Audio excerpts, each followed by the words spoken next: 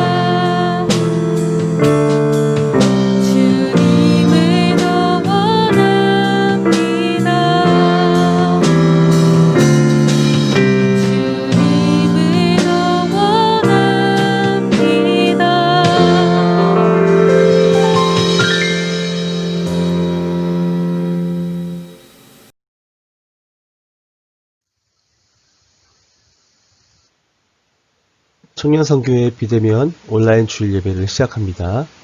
2021년 1월 10일 두 번째 주일입니다.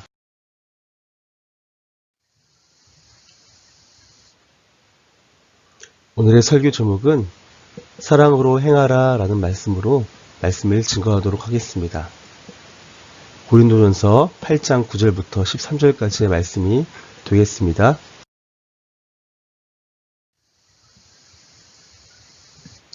고린도전서 8장 9절부터 13절까지의 말씀이 되겠습니다. 그런즉 너희의 자유가 믿음이 약한 자들에게 걸려 넘어지게 하는 것이 되지 않도록 조심하라. 지식 있는 내가 우상의 집에 앉아 먹는 것을 누구든지 보면 그 믿음이 약한 자들의 양심이 담력을 얻어 우상의 재물을 먹게 되지 않겠느냐. 그러면 내 지식으로 그 믿음이 약한 자가 멸망하나니 그는 그리스도께서 위하여 죽으신 형제라. 이같이 너희가 형제에게 죄를 지어 그 약한 양심을 상하게 하는 것이 곧 그리스도에게 죄를 짓는 것이니라. 그러므로 만일 음식이 내 형제를 실족하게 한다면 나는 영원히 고기를 먹지 아니하여 내 형제를 실족하지 않게 하리라. 아멘.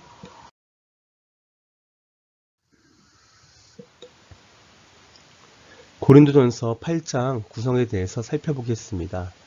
1절부터 3절까지의 말씀은 사랑의 방식과 지식의 방식에 대해서 설명하고 있습니다. 4절에서 6절까지의 말씀은 지식의 방식의 내용을 설명하고 있습니다. 7절부터 13절까지는 기준으로서 형제들을 돌보는 것에 대해서 이야기하고 있습니다.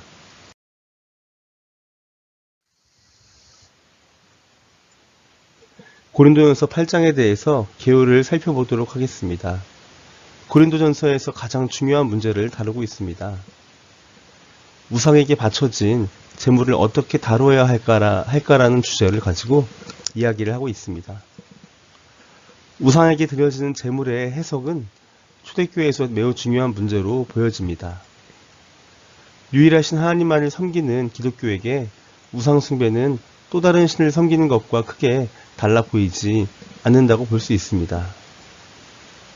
바울은 거의 3장에 걸쳐서, 3장에 걸쳐서 우상 숭배와 제물에 관한 이야기를 하고 있습니다.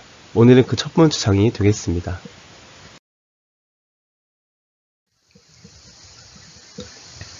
첫 번째로 1절부터 3절까지 사랑의 방식과 지식의 방식에 대해서 설명하고 있습니다. 바울은 1절에서 매우 의미심장한 이야기로 우상 제물에 대한 논쟁을 시작하고 있습니다. 그것은 사랑은 덕을 세운다는 것입니다. 이것이 고린도 교회가 가진 문제의 핵심이었습니다. 신앙의 목적은 지식이 아니라 사랑이라는 것입니다. 고린도전서 13장에서 다시 사랑의 특성을 열거함으로 왜 사랑이 중요하고 의미 있는지를 설명할 것입니다. 1절에서 지식은 교만하게 하고 사랑은 덕을 세운다라고 이야기하고 있습니다. 2절에서 만약 누군가가 무엇을 안다고 생각하면 알지 못한 것이라고 단언하고 있습니다.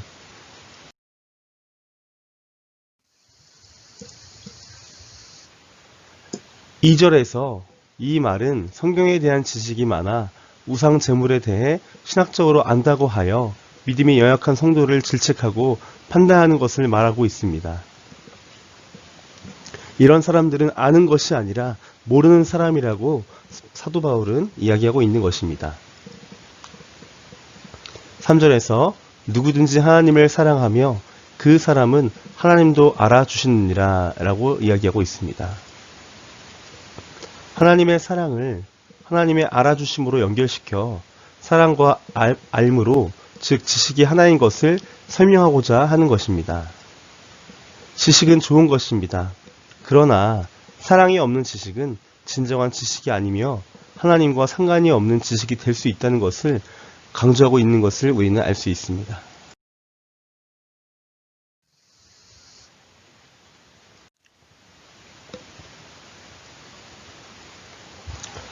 바른 지식이 바른 신앙을 나타낸다고 볼 수 있는데요. 그런데 하나님에 대한 사랑이 아닐 수도 있음을 이야기하고 있습니다. 고린도전서 13장 1절부터 2절까지의 말씀이 되겠습니다. 내가 사람의 방언과 천사의 말을 할지라도 사랑이 없으면 소리나는 구리와 울리는 꽹과리가 되고, 내가 예언하는 능력이 있어 모든 비밀과 모든 지식을 알고 또 산을 옮길 만한 모든 믿음이 있을지라도 사랑이 없으면 내가 아무것도 아니요. 아멘. 아무리 지식이 있어도 아무도 구원할 수 없다면 그 지식이 무슨 소용이 있겠습니까? 지식이 지식다워지려면 사랑이 덧입혀져야 한다는 것을 강조하고 있다는 것입니다. 이것이 진정한 지식이고, 진정한 지식이란 또 무엇을 말하는 것인지 4절에서 6절까지 그 답을 주고 있다는 것을 우리는 알 수 있습니다.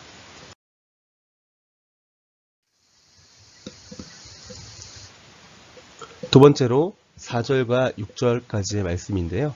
지식의 방식의 내용을 이야기하고 있습니다.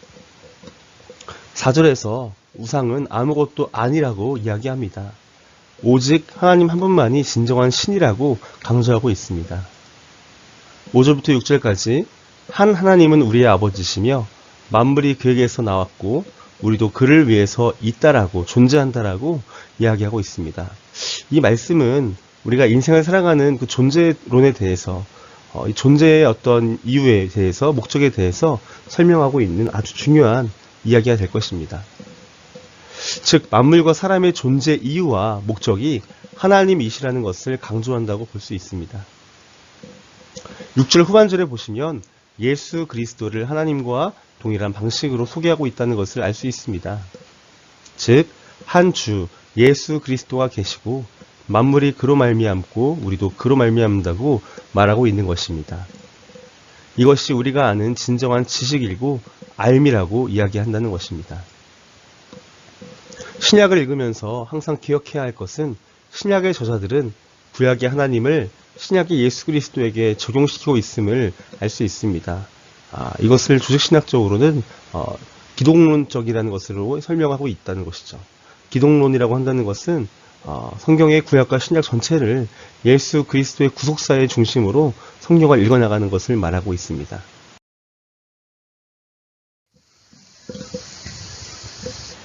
세 번째 마지막으로 7절부터 13절까지 기준으로서 형제들을 돌보는 것에 대해서 이야기하고 있습니다. 7절은 1절부터 6절까지의 내용을 요약하고 이후의 주장들에 대한 서론으로서 역할을 하고 있습니다. 7절을 보시면 비록 지식을 갖고 있다 해도 우상에 대한 습관으로 인해 우상을 하나의 신으로 여겨 양심이 약해지고 더럽혀짐을 이야기하고 있습니다. 이 말은 오직 하나님만이 진정한 신이 아니라 우상도 신이라는 착각에 빠져서 우상 제물을 마치 살아있는 신의 제물을 먹는 것처럼 여길 수 있다는 것을 의미하고 있습니다.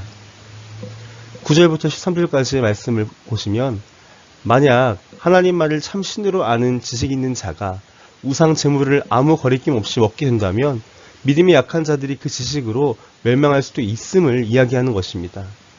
이 말은 그 또한 그리스도께서 위에서 죽은 형제라고 이야기함으로써 우리가 믿음이 있는 아는 하나님을 아는 지식이 있더라도 믿음이 강하고 우리가 믿음이 굳건한 사람일지라도 믿음이 약한 자들을 배려할 수 있는 덕을 세울 수 있는 그런 지혜가 필요하다는 것을 의미한다는 것입니다. 왜냐하면 믿음이 약한 자들 또한 그리스도께서 자신의 생명을 버려서 구원하셨기 때문에 그렇다는 것입니다.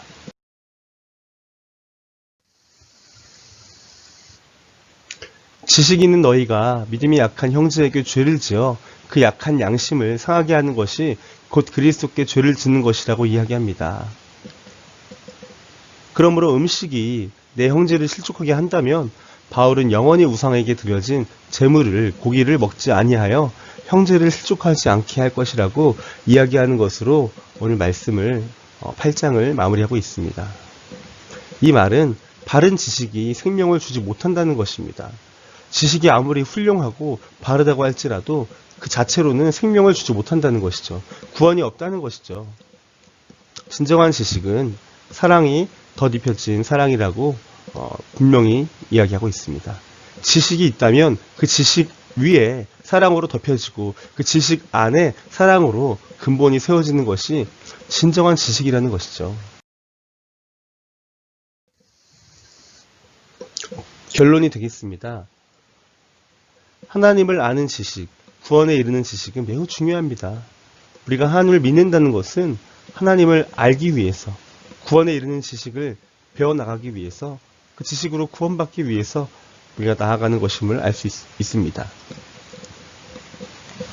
지식 자체는 옳고 그름을 판단할 수 있는 기준이 될 수는 있지만 생명을 살리는 것은 아니라고 오늘 본문을 통해서 우리가 판단할 수 있습니다. 생명을 구원하는 진정한 지식은 하나님의 사랑이 덧입혀진 지식이어야 한다는 것입니다. 우상 제물을 대할 때도 형제를 실족하게 하는 지식보다 믿음이 약한 형제에게 덕이 되는 것이 중요하다는 것이죠. 그러므로 사랑이 입혀진 진정한 지식을 실천하는 것이 오늘 본문 말씀을 통해서 배울 수 있는 가장 핵심이 된다는 것입니다.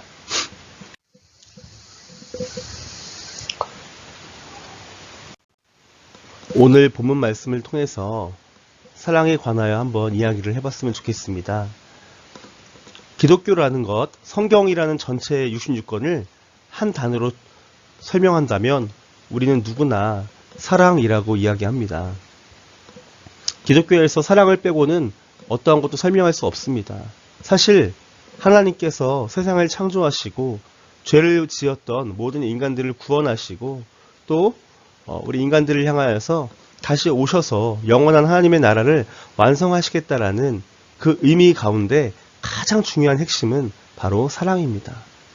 하나님은 우리를 사랑하시기 때문에 우리를 창조하셨고, 우리를 사랑하셨기 때문에 우리를 죄에서 구원하셨고, 우리를 사랑하셨기 때문에 우리를 위해서 다시 오셔서 하나님의 나라를 예비하시고 완성하시겠다라고 우리에게 약속을 주시는 것이 기독교의 핵심이라는 것이죠. 우리가 하나님의 말씀에 대해서 혹은 하나님의 뜻에 대해서 지식적으로 잘 알고 또 잘 적용하는 것도 너무 중요합니다.